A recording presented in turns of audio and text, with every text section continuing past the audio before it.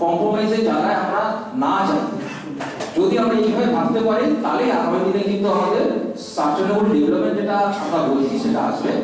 পাশাপাশি নখানা থিম যখন আলোচনা করা হবে দেখবেন পুরো সমাজের উন্নয়নটা একসঙ্গে আমরা করতে চাইছি বলে এই ধরনের আলোচনাগুলো আমরা করব।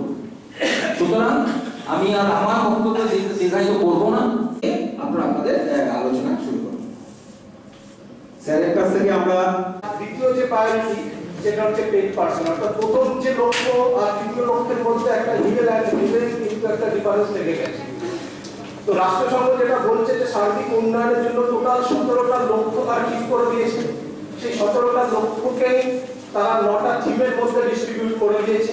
ঠিক আছে, সেই 9টা থিম নিয়েই কিন্তু আজকে আলোচনা হবে এবং প্রত্যেকটা থিমে একটা কাজের কিন্তু ওরা লিস্ট ধরিয়ে দিয়েছে। প্রত্যেকটা থিম ওয়াইজ প্রায় 30-40টা মতো কাজ আছে, সেখান থেকেই কাজ আমাদের ধরতে হবে। আমি থিমগুলো একটু বলে দিচ্ছি, তারপর থিমগুলোর ভেতরে আমরা যাচ্ছি।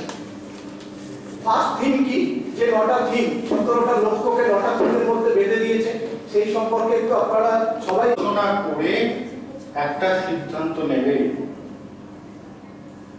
এখানে অনেকেই এই পরিকল্পনা গ্রহণ করতে গেলে প্রথম মাথায় রাখতে হবে যে আপনার যা যা স্বাদ সেটা ধরুন হচ্ছে আপনার আশা স্বপ্ন। তাহলে স্বাদ পূরণের জন্য তো সাধ্য লাগবে, অর্থাৎ অর্থ লাগবে। তাহলে আপনি যা যা পরিকল্পনা করছেন ভাবছেন সেগুলো রূপায়ণ করতে গেলে আপনার অর্থের সংস্থান আছে কিনা, আপনার যে সংস্থান তার সঙ্গে আপনার কি কি স্বপ্ন কি কি স্বাদ আছে সেগুলো কোনটা বেশি অগ্রাধিকার দেবে। এই প্রায়োরিটাইজেশন যেটা 15 টাকা পায় ব্লক পঞ্চায়েত সমিতিগুলো, তাহলে যে গরিব মানুষগুলো সেইখানে 100 দিনের কাজ করে অর্থটা হাতে পেতে তাদের তো এটা একটা ডাইরেক্ট ক্ষতি হচ্ছে। সেই সব ক্ষতিটাকে কম্পেনসেট করার জন্য রাজ্য সরকার কর্মশ্রী নামে একটা স্কিম চালু করেছেন। রাজ্য সরকার বলেছেন যে যাদের ভীষণ কাজের প্রয়োজন এইরকম মানুষকে আমরা বছরে অন্তত 50 দিন কাজ দেব। এই স্কিমটা হচ্ছে কর্মশ্রী। যদি সেখানেও কোনো টাকা আমরা পেয়ে যেতে পাই তাহলে সেটাও আমাদের একটা ফান্ড হবে। হ্যাঁ, তাহলে এই মোটামুটি আমাদের ফান্ড আমাদের যে আপনাদের যে স্কিমটা ধরা আছে হেলদি প্লেস, তাহলে আমাদের কি বলবেন এটাকে? থিমের আন্ডারে অনেকগুলো স্কিম থাকে।